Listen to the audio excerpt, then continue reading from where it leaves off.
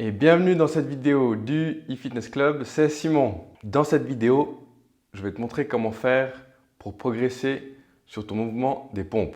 Alors les pompes, c'est le mouvement par excellence à l'entraînement au poids du corps. Quand on pense qu'à la musculation au poids du corps, c'est le premier exercice qu'on pense qui nous vient à l'esprit. Donc sans plus tarder, je vais te montrer comment progresser sur ce mouvement en 7 étapes, peu importe ton niveau. Et tout ça juste après l'intro.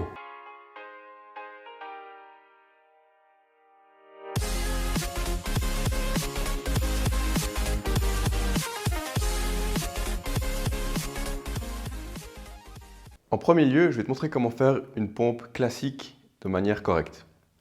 Alors déjà, il faut savoir que ces coudes ne doivent pas être trop proches du corps, ni trop élevés, mais comme ça, entre les deux. Les mains doivent être placées de manière à être un peu plus larges que les épaules. Et ensuite, ici, ces abdominaux doivent être bien serrés, contractés, gainés. Le bassin doit être en prolongement avec la colonne vertébrale et la tête. Les pieds sont serrés, ils peuvent être écartés pour que ce soit un peu plus facile. Et de là, il faut descendre, venir toucher la poitrine et relever. Mais pas se laisser tomber et recommencer. C'est vraiment, il doit y avoir une légère tension, même quand la poitrine elle touche le sol. Il faut expirer en remontant.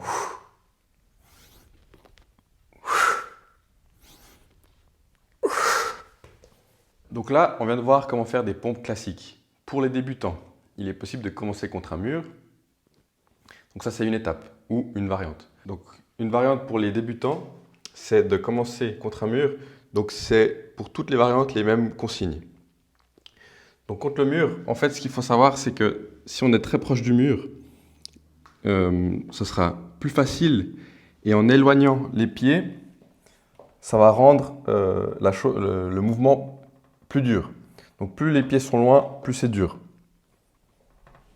D'accord? Donc les consignes là, c'est exactement la même chose.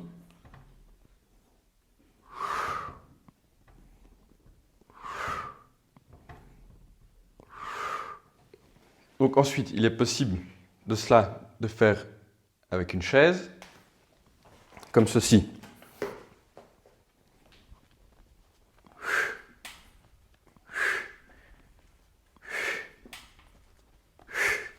L'étape suivante ou la variante suivante est de faire sur les genoux. Donc là, il faut éloigner suffisamment les genoux pour que le bassin et la colonne vertébrale soient alignés.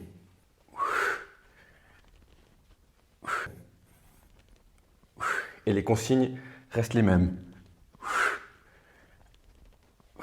Ensuite de ça, il est possible de faire les pompes classiques que j'ai montrées au début de cette vidéo.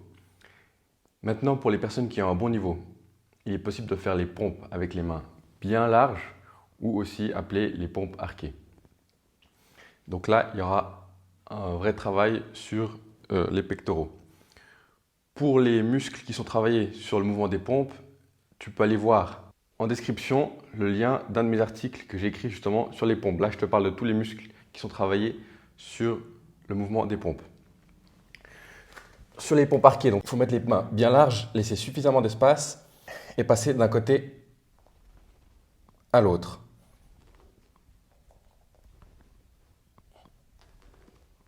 Ok, alors pour la dernière variante, la dernière étape, il s'agit de faire des pompes claquées. Alors là, il faut avoir un très bon niveau. Alors c'est comme ceci. Donc même consigne que d'habitude, on descend et on envoie.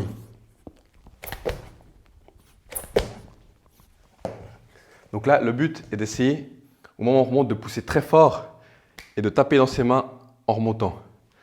Alors là, il s'agit déjà d'un niveau, voilà, comme j'ai dit, très avancé, mais c'est un mouvement fait de manière explosive. Donc une fois que sur une des variantes, tu es capable de faire 20 répétitions, tu peux passer à la variante suivante, qui est plus dure. Aussi, il est possible de faire des pompes pour travailler un peu plus les triceps, ici derrière le bras. Je te mets le lien en description où la vidéo va apparaître par ici en dessus, d'une vidéo justement où je te montre comment muscler les bras et là je te montre l'option de la pompe pour se muscler les triceps. Donc voilà, c'est déjà la fin de la vidéo. Si tu as des questions, n'hésite pas à me les poser en commentaire. Sinon, moi je te dis à bientôt et d'ici là, porte-toi bien.